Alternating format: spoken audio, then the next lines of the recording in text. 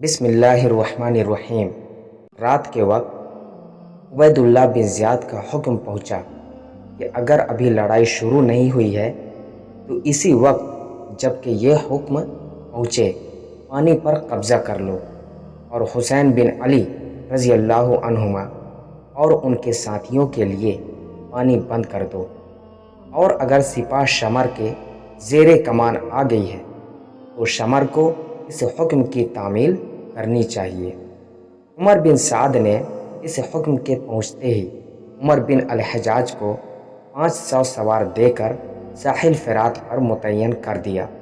اتفاقاً دن میں امام حسین رضی اللہ تعالیٰ عنہ کے ہمراہیوں نے پانی اپنے لیے نہیں بھرا تھا، ان کے تمام برتن خالی ہو گئے تھے۔ رات کو جب پانی بھرنا چاہا تو معلوم ہوا کہ دشمنوں نے پانی پر قبضہ کر لیا ہے۔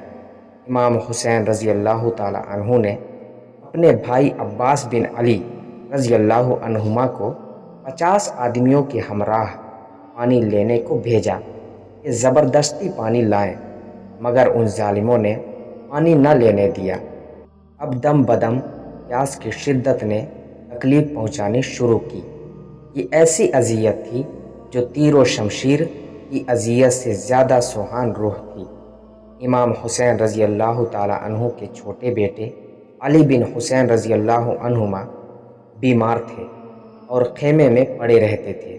وہ اور ان کی بہن ام کلثوم رضی اللہ عنہا یہ دیکھ کر کہ صبح کو دشمنوں کا حملہ ہوگا اور تمام عزیز و اقارب جو اس وقت موجود ہیں قتل و شہید ہوں گے، رونے لگے۔ ان دونوں کے رونے کی آواز سن کر سیدنا حسین رضی اللہ تعالیٰ عنہ خیمہ کے اندر سے آئے اور کہا کہ دشمن ہمارے قریب ہی خیمہ زن ہے، تمہارے رونے کی آواز سن کر وہ خوش ہوں گے اور ہمراہیوں کے دل تھوڑے ہوں گے۔ تم کو ہرگز ہائے وائے کچھ نہیں کرنی چاہیے۔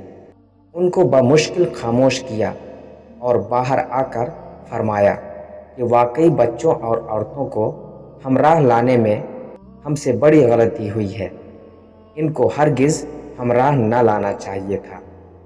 اس کے بعد سیدنا حسین رضی اللہ تعالیٰ عنہ نے اپنے تمام ہمراہیوں کو اپنے سامنے بلا کر کہا کہ تم لوگ یہاں سے جس طرف مناسب سمجھو چلے جاؤ، تم کو کوئی کچھ بھی نہیں کہے گا، کیونکہ دشمن کو صرف میری ذات سے بحث ہے۔ تمہارے چلے جانے کو تو وہ غنیمت سمجھیں گے۔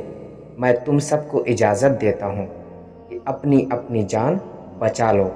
ہمراہیوں نے یہ سن کر کہا کہ ہم ہرگز آپ کا ساتھ نہیں چھوڑ سکتے، ہم سب آپ کے اوپر قربان ہو جائیں گے، اور جب تک ہمارے دم میں دم ہے آپ کو آزار نہ پہنچنے دیں گے۔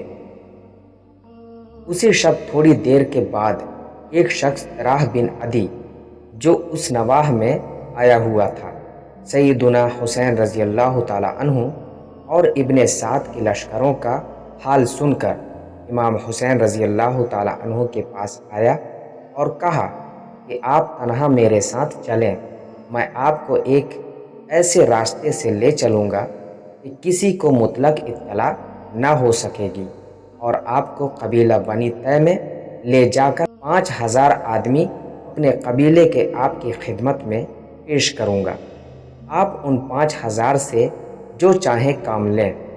امام حسین رضی اللہ تعالیٰ عنہ نے کہا کہ میں نے ابھی ان سب سے کہا تھا کہ مجھ کو تنہا چھوڑ کر تم سب چلے جاؤ، انہوں نے اس بات کو گوارا نہیں کیا۔ اب یہ کیسے ممکن ہے کہ میں ان سب کو چھوڑ کر تنہا اپنی جان بچا کر نکل جاؤں؟ ان کے ہمراہیوں نے کہا ہم لوگوں کو تو وہ کچھ نہیں کہیں گے، جیسا کہ آپ ابھی فرما چکے ہیں، وہ تو تنہا آپ کے دشمن ہیں، لہٰذا آپ اپنی جان بچانے کے لیے نکل جائیں۔ سیدنا حسین رضی اللہ تعالیٰ عنہ نے کہا کہ عزیزوں اور قریبی رشتہ داروں کے بغیر کوئی چیز بھی گوارا نہیں ہو سکتی، میں آپ لوگوں کی میت کے اپنی جان بچانے کے لیے ہرگز نہ جاؤں گا۔ چنانچہ اس شخص کو شکریہ کے ساتھ واپس کر دیا۔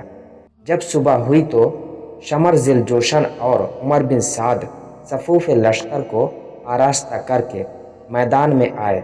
सैयदना हुसैन रज़ी अल्लाह ताला अन्हु ने भी अपने हमराहियों को मुनासिब हिदायत देकर मुतय्यन किया। शमर ज़िल जोशन ने उबैदुल्लाह, जाफ़र, उस्मान, अब्बास को मैदान में बुलवाकर कहा कि तुमको अमीर ज़ियाद ने अमान दे दी है। उन्होंने कहा कि इब्ने ज़ियाद की अमान से अल्लाह की अमान बेहतर है। शमर अपना समूह लेकर रह गया। बाज़ रिवायात के मुवाफिक आपके हमराह उस वक्त जबकि लड़ाई 10 मुहर्रम 61 हिजरी की सुबह को शुरू हुई है 72 आदमी मौजूद थे। बाज़ रिवायात के मुवाफिक 140 और बाज़ के मुवाफिक 240 थे। बहरहाल अगर बड़ी से बड़ी तादाद यानी कि 240 भी तस्लीम कर लें तो दुश्मनों की हज़ारहा जरार फ़ौज के मुकाबले में सैयदना हुसैन रज़ी अल्लाह ताला अन्हु के साथी कोई हकीकत न रखते थे। सैयदना हुसैन रज़ी अल्लाह ताला अन्हु अपने हमराइयों को मुनासिब मकामात पर खड़ा करके और ज़रूरी वसीयतें फरमाकर ऊँट पर सवार हुए और कूफी लश्कर की सफ़ूफ के सामने तनहा गए। उन लोगों को बुलंद आवाज़ से मुखातिब हो करके एक तकरीर शुरू की और फरमाया कि ऐ कूफियों, मैं खूब जानता हूँ कि ये तकरीर कोई नतीजा मेरे लिए इस वक्त पैदा न करेगी और तुमको जो कुछ करना है तुम उससे बाज न आओगे, लेकिन मैं मुनासिब समझता हूँ अल्लाह ताला की हुज्जत तुम पर पूरी हो जाए और मेरा उज़्र भी तुम पर ज़ाहिर हो जाए। अभी इसी कदर अल्फाज कहने पाए थे कि आपके खेमों से औरतों और बच्चों के रोने की आवाज़ें बुलंद हुईं। उन आवाज़ों के सुनने पर आपको सख्त मलाल हुआ और सिलसिला कलाम को रोक कर और ला हौल पढ़ कर आपने कहा कि अब्दुल्ला बिन अब्बास मुझसे सच कहते थे कि औरतों और बच्चों को हमराह न ले जाओ। मुझसे गलती हुई कि मैंने उनके मशवरे पर अमल न किया। फिर लौट कर अपने भाई और बेटों को पुकार कर कहा कि इन औरतों को रोने से मना करो और कहो कि इस वक्त खामोश रहो, कल खूब दिल भर कर रो लेना। उन्होंने औरतों को समझाया और वो आवाज़ें बंद हुईं। सैयदना हुसैन रज़ी अल्लाह ताला अन्हु ने फिर कूफियों की तरफ मुतवज्जा होकर अपनी तकरीर इस तरह शुरू की। लोगों, तुम में से हर एक शख्स जो मुझसे वाकिफ़ है और हर एक वो शख्स भी जो मुझको नहीं जानता अच्छी तरह आगाह हो जाए कि मैं रसूलुल्लाह सल्लल्लाहु अलैहि वसल्लम का नवासा और सैयदना अली रज़ी अल्लाह ताला अन्हु का बेटा हूँ। सैयदा फ़ातिमा रज़ी अल्लाह अन्हा मेरी माँ और जाफ़र तैयार रज़ी अल्लाह ताला अन्हु मेरे चाचा थे। इस फ़ख्र नस्बी के अलावा मुझको ये फ़ख्र भी हासिल है कि रसूलुल्लाह सल्लल्लाहु अलैहि वसल्लम ने मुझ और मेरे भाई हसन रज़ी अल्लाह ताला अन्हु को जवानाने अहले जन्नत का सरदार बताया है। अगर तुमको मेरी बात का यकीन ना हो तो अभी तक रसूलुल्लाह सल्लल्लाहु अलैहि वसल्लम के बहुत से सहाबी ज़िंदा हैं, तुम उनसे मेरी इस बात की तस्दीक कर सकते हो। मैंने कभी वादा खिलाफ़ी नहीं की, मैंने कभी नमाज क़ज़ा नहीं की और मैंने किसी मोमिन को कत्ल नहीं किया और ना आज़ार पहुँचाया। अगर ईसाइयों का गधा भी बाकी होता तो तमाम ईसाई क़यामत तक उस गधे की परवरिश और निगहदाश्त में मसरूफ़ रहते। तुम कैसे मुसलमान और कैसे उम्मती हो कि अपने रसूल के नवासे को कत्ल करना चाहते हो। ना तुमको अल्लाह ताला का खौफ है, ना रसूलुल्लाह सल्लल्लाहु अलैहि वसल्लम की शर्म है। मैंने जबकि सारी उम्र किसी शख्स को भी कत्ल नहीं किया तो जाहिर है कि मुझ पर किसी का क़सास भी नहीं। फिर तुम बताओ कि तुमने मेरे खून को किस तरह हलाल समझ लिया है। मैं दुनिया के झगड़ों से आज़ाद होकर मदीना में रसूलुल्लाह सल्लल्लाहु अलैहि वसल्लम के कदमों में पड़ा था, तुमने वहाँ भी मुझको न रहने दिया। फिर मक्का मुअज़्ज़मा के अंदर बैतुल्लाह में मसरूफ़ इबादत था, तुम कूफियों ने मुझको वहाँ भी चैन न लेने दिया اور میرے پاس مسلسل خطوط بھیجے کہ ہم تم کو امارت کا حقدار سمجھتے اور تمہارے ہاتھ پر بیعت خلافت کرنا چاہتے ہیں۔ جب تمہارے بلانے کے موافق میں یہاں آیا، اب تم مجھ سے برگشتہ ہو گئے۔ اب بھی اگر تم میری مدد کرو تو میں صرف یہ چاہتا ہوں کہ مجھ کو قتل نہ کرو اور آزاد چھوڑ دو، تاکہ میں مکہ یا مدینہ میں جا کر مصروف عبادت ہو جاؤں، اور اللہ تعالیٰ خود اس جہان میں فیصلہ کر دے گا کہ کون حق پر تھا اور کون ظالم تھا۔ اس تقریر کو سن کر سب خاموش رہے اور کسی نے کوئی جواب نہ دیا۔ تھوڑی دیر انتظار کرنے کے بعد سیدنا حسین رضی اللہ تعالیٰ عنہ نے فرمایا کہ اللہ تعالیٰ کا شکر ہے کہ میں نے تم پر حجت پوری کر دی اور تم کوئی عذر پیش نہیں کر سکتے۔ پھر آپ نے ایک ایک کا نام لے کر آواز دی کہ اے شبت بن ربیعی، اے حجاج بن الحسن، اے قیس، اے حرب بن یزید تمیمی، اے فلاں فلاں، کیا تم نے مجھ کو خطوط نہیں لکھے تھے اور مجھ کو باصرار یہاں نہیں بلوایا تھا؟ اب جب کہ میں یہاں آیا ہوں تو تم مجھ کو قتل کرنے پر آمادہ ہو۔ یہ سن کر ان سب لوگوں نے کہا کہ ہم نے آپ کو کوئی خط نہیں لکھا اور نہ آپ کو بلایا۔ سیدنا حسین رضی اللہ تعالیٰ عنہ نے وہ خطوط نکالے اور الگ الگ پڑھ کر سنائے کہ یہ تمہارے خطوط ہیں۔ انہوں نے کہا کہ خواہ ہم نے یہ خطوط بھیجے ہیں یا نہیں بھیجے، مگر اب ہم علی الاعلان آپ سے اپنی بیزاری کا اظہار کرتے ہیں۔ یہ سن کر حسین رضی اللہ تعالیٰ عنہ اونٹ سے اترے اور گھوڑے پر سوار ہو کر لڑائی کے لیے مستعد ہو گئے۔ کوفی لشکر سے اول ایک شخص میدان میں مقابلہ کی غرض سے نکلا، مگر اس کا گھوڑا ایسا بتکا کہ وہ گھوڑے سے گرا اور مر گیا۔ اس کیفیت کو دیکھ کر حرب بن یزید تمیمی اس انداز سے جیسے کوئی حملہ آور ہوتا ہے اپنی ڈھال سامنے کر کے اور گھوڑا دوڑا کر حسین کے پاس آیا اور ڈھال پھینک دی۔ سیدنا حسین رضی اللہ تعالیٰ عنہ نے پوچھا کہ تو کس لیے آیا ہے؟ اس نے کہا کہ میں وہ شخص ہوں جس نے آپ کو ہر طرف سے گھیر کر اور روک کر واپس نہ جانے دیا اور اس میدان میں قیام کرنے پر مجبور کیا۔ میں اپنی اس خطا کی تلافی میں اب آپ کی طرف سے کوفیوں کا مقابلہ کروں گا۔ آپ میرے لیے مغفرت کی دعا کریں۔ حسین رضی اللہ تعالیٰ عنہ نے اس کو دعا دی اور بہت خوش ہوئے۔ شمرجل جوشن نے عمر بن سعد سے کہا کہ اب دیر کیوں کر رہے ہو؟ عمر بن سعد نے فوراً ایک تیر کمان جوڑ کر سیدنا حسین رضی اللہ تعالیٰ عنہ کے لشکر کی طرف پھینکا اور کہا کہ تم گواہ رہنا کہ سب سے پہلا تیر میں نے چلایا ہے۔ اس کے بعد کوفیوں کے لشکر سے 2 آدمی نکلے۔ سیدنا حسین رضی اللہ تعالیٰ عنہ کی طرف سے ایک بہادر نے مقابلہ پر جا کر دونوں کو قتل کر دیا۔ پھر اسی طرح لڑائی کا سلسلہ جاری ہوا، دیر تک مبارزت کی لڑائی۔ جنگ مبارزت وہ لڑائی ہوتی تھی جس میں دونوں طرف سے لشکروں میں سے ایک ایک بہادر آدمی باہر نکلتا تھا اور ان دونوں کا مقابلہ ہوتا تھا۔ ان میں سے اگر ایک قتل ہو جاتا تو قتل کرنے والا آدمی اپنے مخالف لشکر کو پھر دعوت دیتا کہ تم میں سے اگر کوئی میرا مقابلہ کرنا چاہتا ہے تو وہ باہر نکلے اور میرا مقابلہ کرے۔ اس طرح 2-3 بار مقابلہ ہوتی رہی اور اس میں کوفیوں کے زیادہ آدمی مارے گئے۔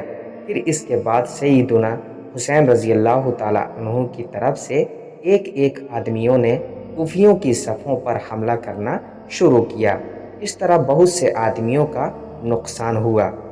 سیدنا امام حسین رضی اللہ تعالیٰ عنہ کے ہمراہیوں نے آل ابی طالب کو اس وقت تک میدان میں نہ نکلنے دیا جب تک کہ وہ ایک ایک کر کے سب نہ مارے گئے۔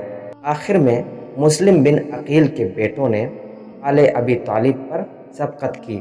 ان کے بعد سیدنا حسین رضی اللہ تعالیٰ عنہ کے بیٹے علی اکبر نے دشمنوں پر رستمانہ حملے کیے اور بہت سے دشمنوں کو ہلاک کرنے کے بعد خود بھی شہید ہو گئے۔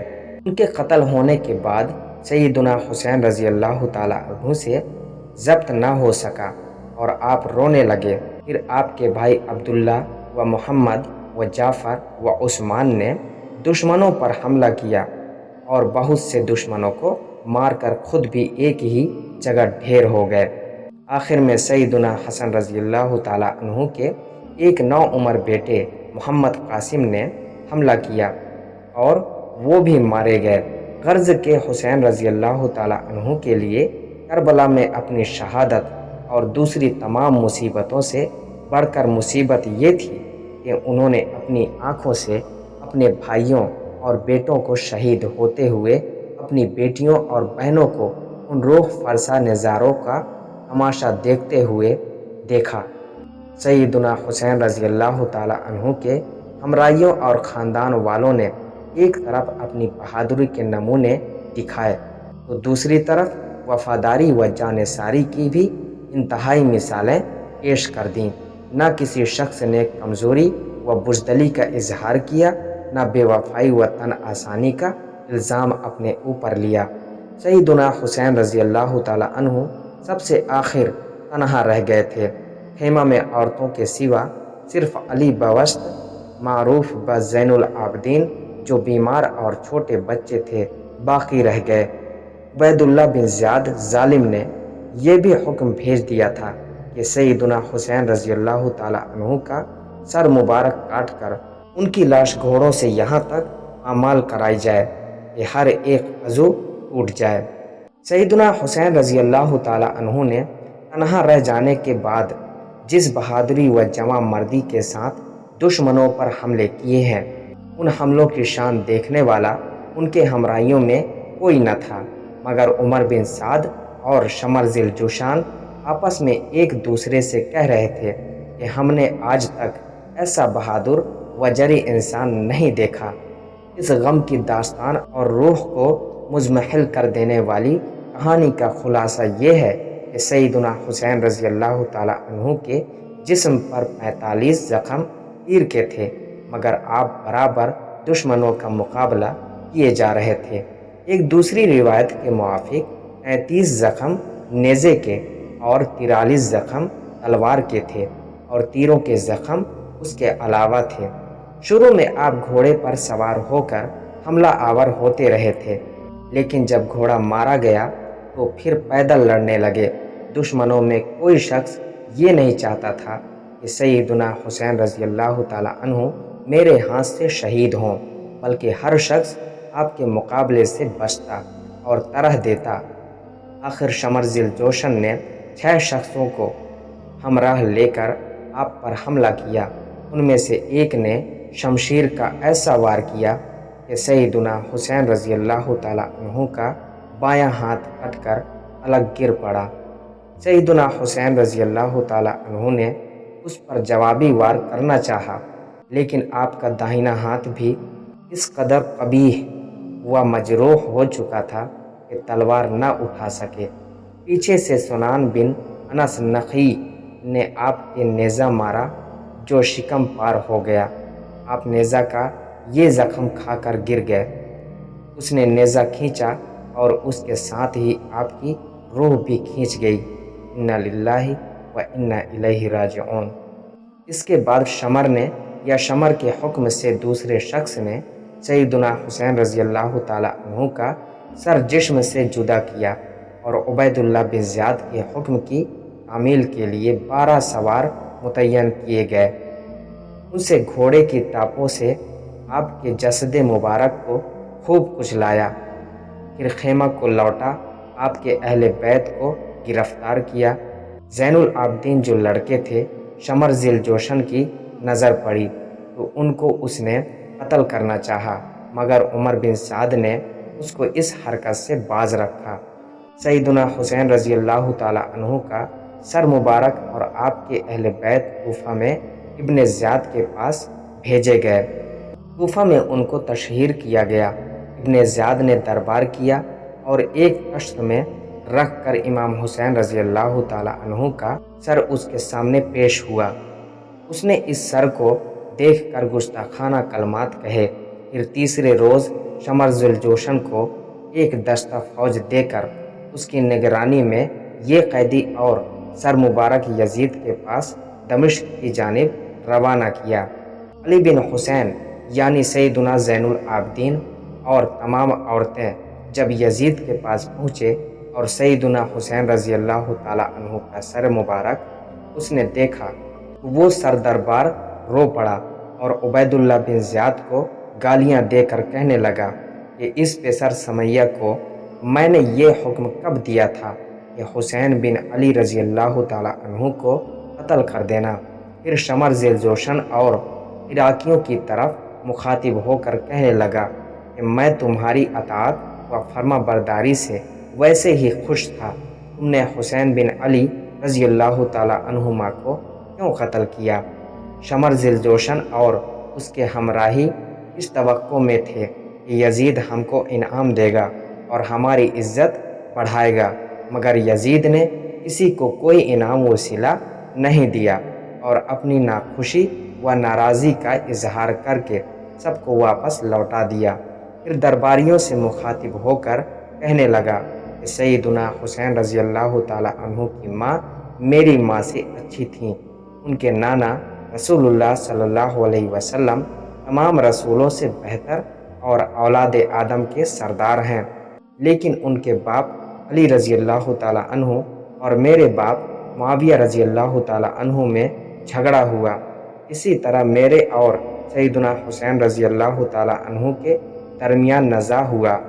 علی رضی اللہ تعالیٰ عنہ اور حسین رضی اللہ تعالیٰ عنہ دونوں کہتے تھے کہ جس کے باپ دادا اچھے ہوں وہ خلیفہ ہو۔ آخر سب کو معلوم ہو گیا کہ خدا تعالیٰ نے ہمارے حق میں فیصلہ کیا یا ان کے حق میں۔ اس کے بعد ان قیدیوں کو آزادی دے کر بطور معزز مہمان اپنے محل میں رکھا۔ عورتیں اندر عورتوں میں گئیں تو انہوں نے دیکھا کہ یزید کے محل سرا میں بھی اسی طرح ماتم برپا ہے اور سب عورتیں رو رہی ہیں، جس طرح سیدنا حسین رضی اللہ تعالیٰ عنہ کی بہن اپنے بھائی اور عزیزوں کے لیے رو رہی تھیں۔ چند روز شاہی مہمان رہ کر یہ برباد شدہ قافلہ مدینہ کی طرف روانہ ہوا۔ یزید نے ان کو ہر قسم کی مالی امداد دی اور علی بن حسین رضی اللہ تعالیٰ عنہ سے ہر قسم کی امداد کا وعدہ کیا کہ جب تم لکھو گے تمہاری فرمائش کی ضرور تعمیل کی جائے گی۔ تو میرے دوستو، جنگ کربلا کا یہ واقعہ مکمل ہوا۔ اب ملتے ہیں اگلی ویڈیو میں، تب تک کے لیے دعا کی درخواست کے ساتھ اللہ حافظ۔